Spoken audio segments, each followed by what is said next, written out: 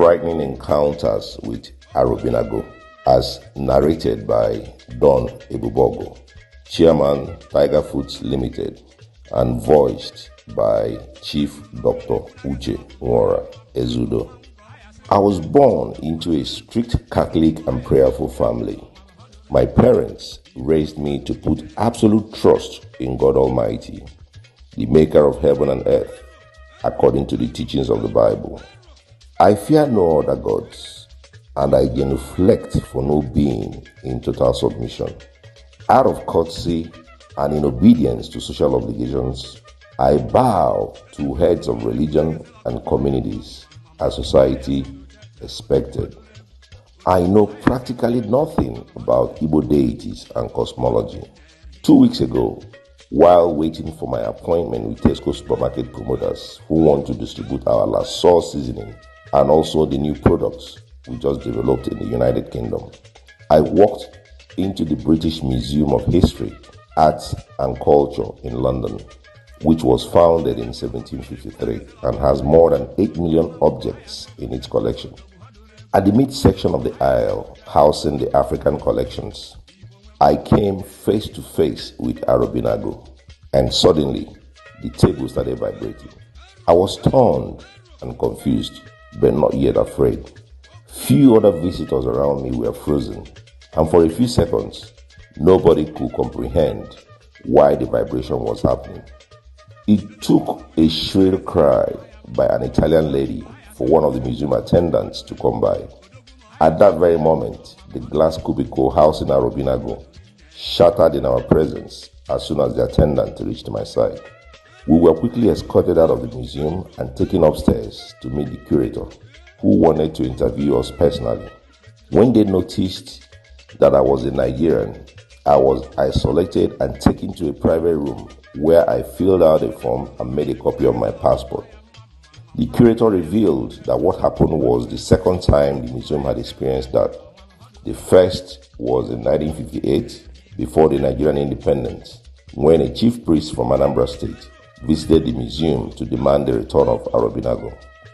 I convinced them that I had come to London for business and had no intention of getting involved with Arọbinagụ and other African gods with a history of Western heist. Yesterday, while returning from a town in Anambra State, I stopped at their village square to pick organic fruits. On alighting from the car, I noticed mild vibration similar to what happened in the United Kingdom.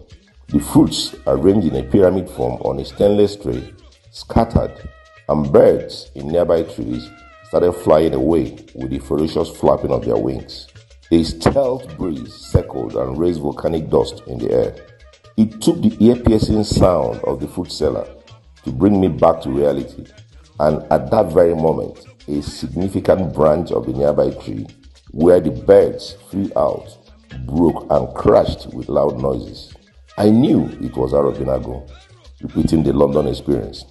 I quickly got back into my car, and the driver, totally shaken by what he just saw, managed to drive off with unsteady hands and legs. This morning, I woke up and noticed that my bed was vibrating. The shocking thing about this was that while the wooden frames of the bed were steady and firm, only the foam and the pillows were shaking. I placed the foam on the bare floor and continued my sleep. I called Ozi Baba Nieto and narrated my experience, though he tried to make fun of the entire experience initially. When he was convinced that I was serious, he gave me the names of 2 professors of Igbo history to call. I am still angry and completely dazed that both of them suggested that I go back to the United Kingdom to discuss with them about returning Arọbinagụ to its rightful place. I don't want to cause any diplomatic problems for Nigeria and the United Kingdom. I'm a businessman who wants no distraction. Not this time that we're about to launch frail revolutionary products that will shake the foundation of the Nigerian market. At this time, put me and our products in your prayers. We shall never be distracted. Arọbinagụ shall always find its way home. Addendum. Yesterday, I narrated my encounters with Arọbinagụ and requested prayers explicitly. I was utterly overwhelmed by the outpouring of concerns and prayers. People called and others sent messages. Netizens tagged priests, pastors, dibias, and Ezeudos. In all, everybody was concerned about my safety. My brother Ezeudo Enugwu-Ukwu came with Uche and stayed with me for several hours. Ozi Baba Neto brought some fruits, and we cracked jokes. One of my classmates, who is a priest, came very late in the evening. I got a call from the government house in Anambra State, expressing the concern of the governor, Dalono. This morning, the United Kingdom called and requested a meeting as soon as possible. This issue may not go away by wishful thinking. I have to find a way to fulfill the wishes of all the parties to face my life and business. I still need your moral support. This has been Frightening Encounters with Arọbinagụ, as narrated by Don Ebubeogu, Chairman, Tiger Foods Limited, and voiced by Chief Dr. Uche Nworah, Ezeudo.